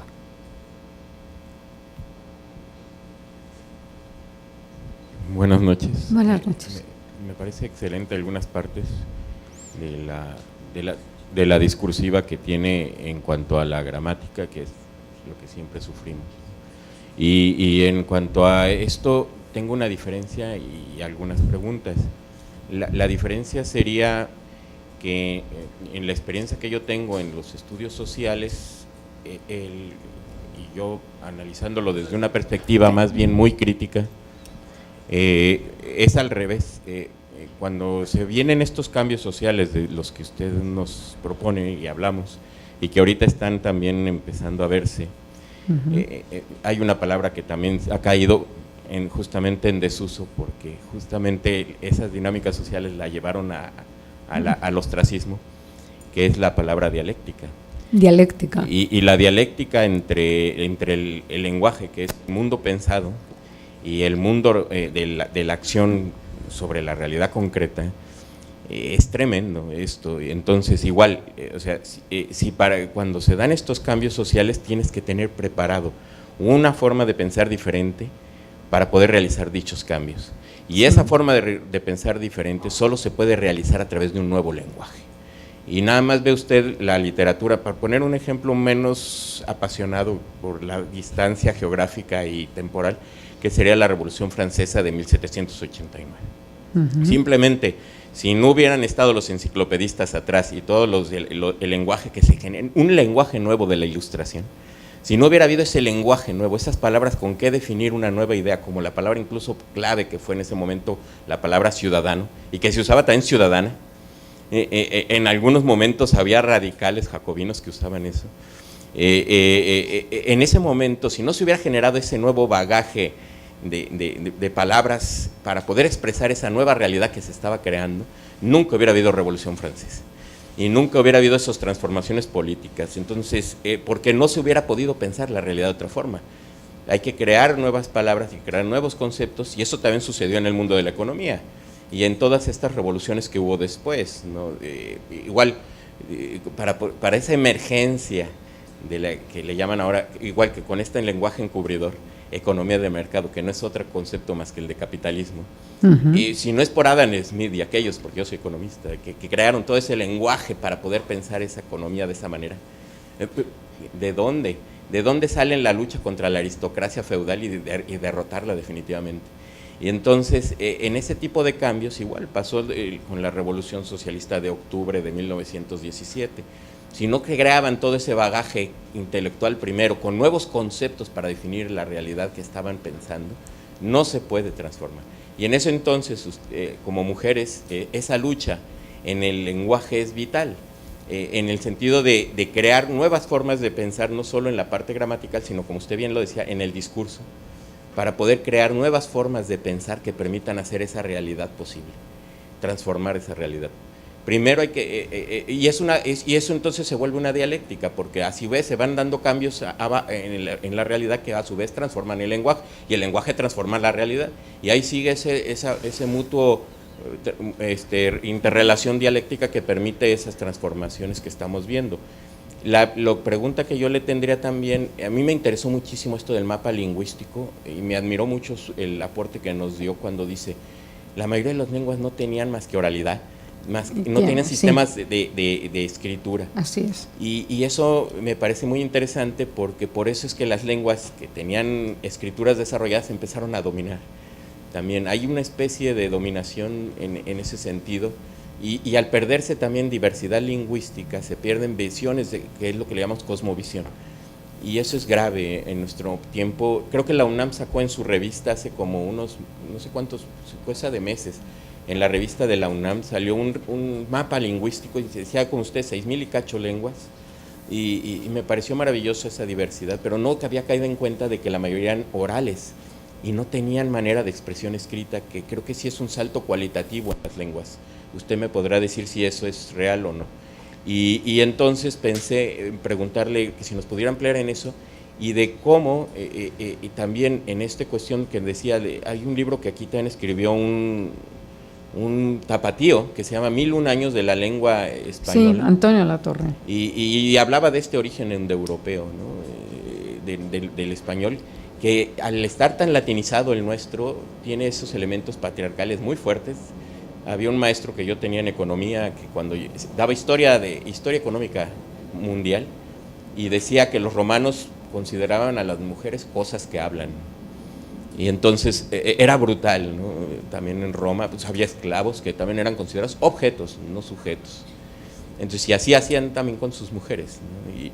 Y eso se nos ha quedado hasta ahora en el lenguaje, y como Roma además aportó tanto en el lenguaje jurídico, de ahí que en las leyes se venga lo mismo. Entonces, habría que dar esa lucha también ahí. Yo no descarto esta lucha en el plano, no me parece tan banal, y se está dando no solo en esta lucha, pensarla a nivel de espacios políticos tradicionales de la democracia representativa liberal. Hay que buscar espacios en el Senado, hay que buscar que el gobierno cumpla. Incluso están las anarcofeministas que están proponiendo, incluso en España está muy fuerte el movimiento, hay una señora que se llama Yayo, creo, que es anarquista, feminista, antropóloga, y ella está peleando por eso. Acaban de publicarle un reportaje muy amplio en Rusia, en un portal ruso, lo vi esto, y en el anarquismo en España es fuertísimo. Y en los anarquistas dicen, no vamos a pelear por espacios en el gobierno, vamos a pelear por desaparecer el gobierno. Y entonces sí, la igualdad va a ser otra. Podemos dar tiempo a la respuesta, porque si no se nos va a ir el tiempo. Preguntarle sobre esto, Gracias. esta concepción que tienen en España, junto con lo del mapa lingüístico. A ver, usted está planteando el asunto de la Ilustración y después, por ejemplo, el positivismo del siglo XIX, grandes cambios. Usted está planteando en el fondo cuál es la relación entre lengua y visión de mundo. O sea, cambia primero la lengua. Usted está planteando que es una dialéctica. Yo lo que le estoy diciendo es que yo no dudo que sea una dialéctica, pero los cambios en la lengua, por lo menos, es decir, primero hay cambios sociales en la Ilustración y después buscan en la lengua cómo codificar cambios que están sucediendo en la sociedad. O sea, no fue al revés, no fue nombremos para que cambie, cambió y entonces buscamos cómo codificar. Así, el siglo XIX, por ejemplo, está lleno de galicismos, pero lleno, o sea, entra una luz de galicismos y es un reflejo que viene 60 años después de la Ilustración. Antes no habían entrado tantos galicismos en la lengua, alguno esporádico como jardín, que es del francés, pero cuando entran a luz es en el siglo XIX y lo que estamos viendo quienes nos dedicamos a la lengua es que primero hay unos cambios sociales muy importantes y la Revolución Francesa es como la gota de agua que rebasa y que está reflejando esa Ilustración y luego a la zaga llegan nuevos modos de nombrar mundos. Eso es lo que yo creo no niego la dialéctica ni mucho menos. Creo que después usted ha planteado estas anarcofeministas, está planteando asuntos de cuota de género, en el fondo, porque están peleando, vamos a derrocar el gobierno y además también hay peleas porque, por ejemplo, en tribunales europeos, tribunales de exámenes de grado, tiene que haber cuota de género. Es decir, un examen de maestría que requiere 5 sinodales, tiene que haber al menos 3 mujeres. En un examen de doctorado tiene que haber 4 mujeres, 3 hombres. Y es así.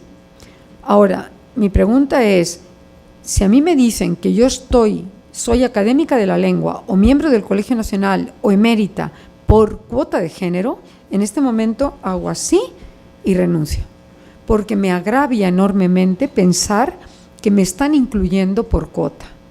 Entonces, bueno, es una visión distinta de la cuota, o sea, las cuotas dan visibilidad y dan diálogo, pero las cuotas como tenemos que cumplir con cuotas, pues esta porque es vieja la vamos a incluir. A mí me agravia enormemente. O sea, yo creo que la relación entre lengua y visión de mundo es que primero cambia el mundo y después se sedimenta en la lengua. Lo hemos visto los galicismos del siglo XIX, pero que son en manada, en el mundo de la ciencia, en el mundo de la filosofía, en el mundo de la economía. Estamos llenos de galicismos del XIX. Y luego llega el siglo XX y estamos llenos de anglicismos. Entonces, creo que es al revés, el procedimiento es dialéctico, pero la gramática no es un repositorio tan flexible como para generar una dialéctica donde hago cambio en la sociedad, hago en cambio. No, la gramática siempre va a la zaga. Nadie quiere cambiar nada, eso es lo que vemos. Si ustedes me preguntan qué es lo más llamativo de la historia de cualquier lengua, es que casi no cambian. Eso es lo más llamativo. Es la pregunta que nadie me hace, que me hicieron unos jóvenes de ahora, ¿cómo es? PAP, exacto. Del PAP, la pregunta que nadie me hace, ¿qué es lo más llamativo del cambio lingüístico? Es casi no hay cambios. Casi. O sea, es llamativísimo la estabilidad. Y la prueba es que usted puede acercarse a un texto del siglo XV o del siglo XIII con un mínimo entrenamiento, entenderlo perfectamente, disfrutarlo, entenderlo. Y las sociedades han cambiado y la lengua siempre va a la zaga. Yo respeto su visión dialéctica, pero creo que el procedimiento es, o lo que dicen las lenguas es que primero cambia la sociedad y después se va a nombrar aquel cambio.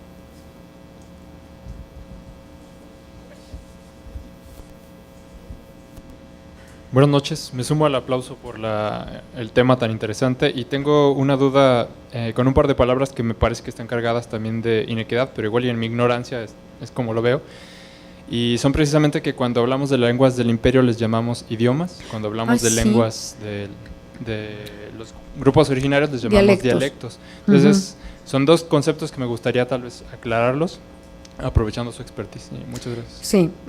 Por cierto, usted habló de que las lenguas de cultura que han generado escritura, se les llama así lenguas de cultura, se les llamaba, ahora está prohibido hablar de lenguas de cultura, todas las lenguas son lenguas de cultura, todas, aunque no tengan escritura. Tienen la misma profundidad histórica, el mismo espesor, la misma finura, todas las lenguas son autosuficientes para expresar la sociedad y la visión de mundo en la que esos individuos se mueven. El hecho de que las lenguas que han desarrollado escritura, no todas, muchas de ellas sean lenguas de imperio, es un hecho social. También porque son lenguas de expansión. El mandarín no es lengua nativa de la mayoría de los chinos, es solo lengua nativa de la zona de Pekín y es lengua impuesta para 1.200 millones de chinos. Y es una lengua que se escribe y en China se hablan cientos de lenguas que no han tenido ni han desarrollado escritura jamás en caracteres ideográficos como el mandarín. Y la pregunta que hace usted, desde el punto de vista gramatical, solo hablamos dialectos. O sea, la lengua es un constructo abstracto, compartido por una comunidad, y todo el mundo, nadie habla el español sino una variedad del español. Hay una tradición de llamarles dialectos a las lenguas amerindias, que es terrible, porque todas las lenguas son lenguas. O sea, yo no hablo sino español de Chilangolandia. O sea, es un dialecto. Eso es lo que hablo. Y Maya habla español de Jalisco. Es decir, y ambas hablamos lengua española. O sea, somos dueños de la lengua, pero lo único que nos podemos manifestar es en ese corsé social en el que hemos mamado la lengua. Es así. Entonces, todos hablamos una lengua y al mismo tiempo nadie habla la lengua, sino variantes de la lengua. La variación es consustancial a la lengua, pero la estabilidad es superior.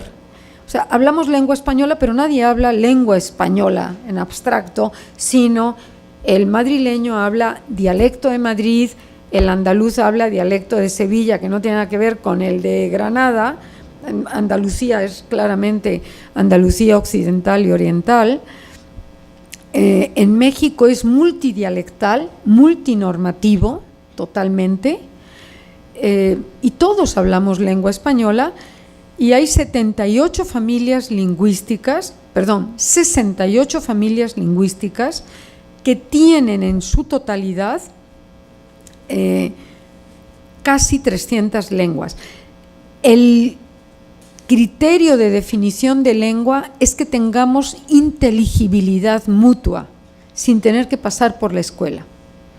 Es decir, si yo me puedo entender con un argentino o con un español con ciertas dificultades, porque si yo oigo a un argentino saliendo de las películas de Argentina, casi necesito subtítulos. Cuando yo llegué a México, por cierto, este ajá es mexicano, se llama marcador de mantenimiento de contacto.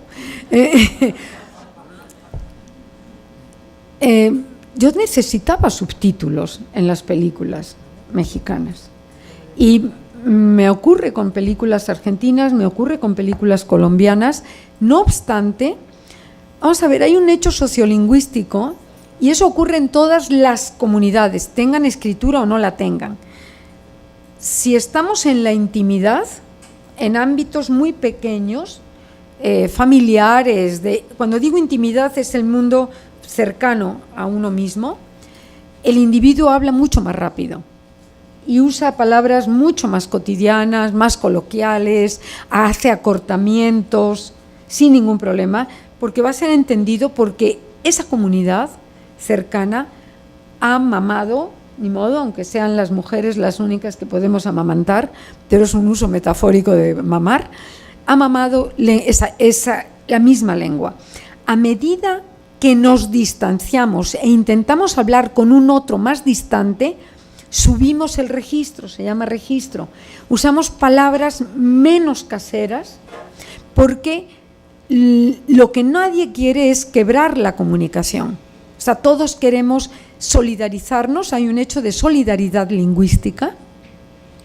Y entonces, a medida que subimos el registro, porque la distancia es mayor, cuando yo hablo con un argentino intentamos acoplamiento solidario y el argentino intenta hablar un español menos argentinizado y yo intento hablar un español menos mexicanizado para lograr la solidaridad comunicativa.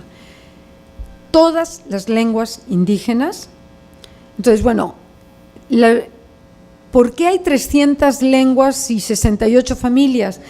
Pues por un hecho, primero una geografía muy accidentada, México, muy montañosa, con ríos y comunidades que han quedado aisladas porque hay una lengua de imperio, que eso es así, no lo podemos negar, que es lengua española, que está invadiendo cada vez más y aminorando la presencia de lenguas indígenas. Y esto lleva, bueno, todo el mundo habla lengua y al mismo tiempo nadie habla una lengua. Hablamos dialectos todos. Esto lleva a un problema. México no tiene en su constitución, y esta es mi visión personal, bueno, si es mía tiene que ser personal, qué tontería. México no tiene en su constitución una declaratoria de lengua oficial, porque piensan que al declarar una lengua oficial y lenguas cooficiales van a dar al traste con la vitalidad de las lenguas indígenas. Mi visión es otra, es si yo hago una declaratoria a nivel constitucional de oficialidad de lengua, que es innegable que es la lengua española, y hago cooficiales en cada estado, y digo, en Jalisco son cooficiales el cora, el huichol, entonces, como está declarado gubernamentalmente, yo obligo a que los gobiernos se responsabilicen por esas minorías.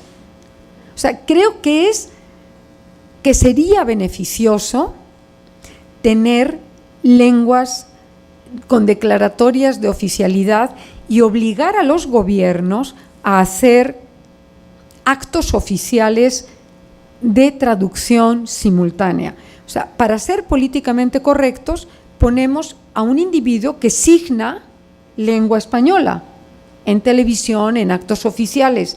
Para ser políticamente correctos, mi posición, y esa sí ha sido una petición de la Academia Mexicana de la Lengua, es que en cada uno de los estados se ponga traducción simultánea a nivel estatal. Si llega el gobernador y va a hacer un acto oficial, las lenguas más representadas, con mayoría de hablantes, tengan 2, 3 hablantes nativos haciendo traducción simultánea.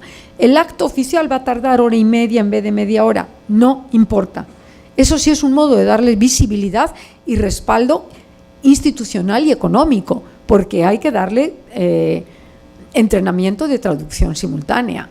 O sea, es otra visión. Yo creo que no las podemos dejar al garete, que son patrimonios intangibles muy importantes, que son visiones de mundo.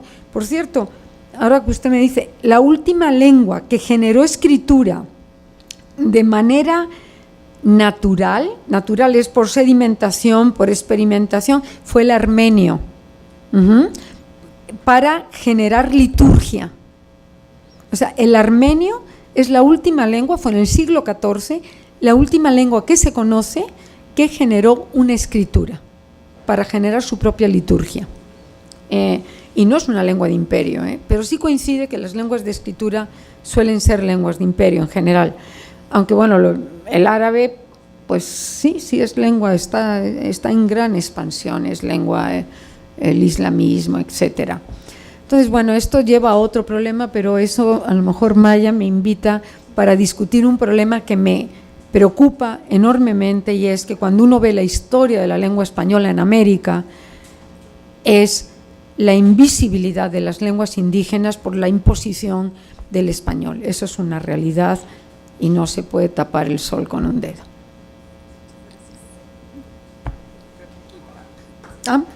Bueno.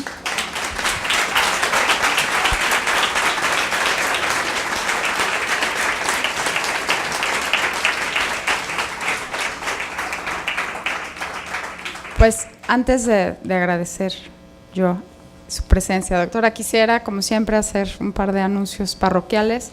El primero es recordarles que mañana clausuramos el festival, habrá un concierto de jazz y tradición africana con Elio Villafranca a las 8 de la noche en el Auditorio Pedro Arrupe. Como todas las actividades del festival son de entrada libre y gratuita, esperamos verlos por allá. Y también invitarlos a la próxima y última sesión del año de Café Científique. Aquí está nuestro invitado. La última pregunta fue de él, Marcos. Él hablará sobre jardines botánicos y ha propuesto un título muy lindo que dice Jardines botánicos entre lo salvaje, lo sublime y lo científico. La cita es este martes 4 de diciembre, aquí, con suéter, porque hará frío. Y bueno, pues muchísimas gracias, doctora, por su generosa charla de este día y gracias a todos por sus preguntas.